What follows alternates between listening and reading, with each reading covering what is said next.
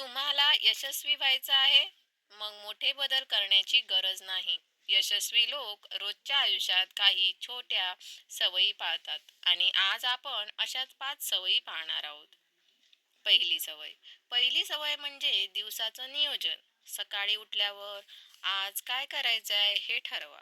कारण प्लॅन नसलेला दिवस अनेकदा फक्त वेळ वाया घालवण्यात जातो. दुसरी सवय.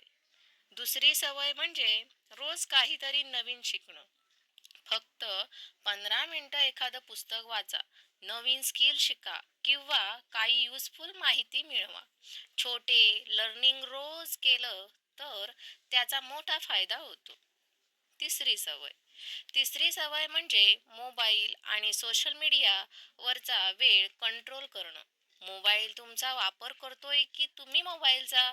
हा प्रश्न स्वतःला नक्की विचारा. चौथी सवय. चौथी सवय म्हणजे अपयशातून शिकणं. चूक झाली म्हणून थांबायचं नाही. प्रत्येक चूक तुम्हाला पुढच्या वेळी चांगलं करण्याची संधी देते. पाचवी सवय.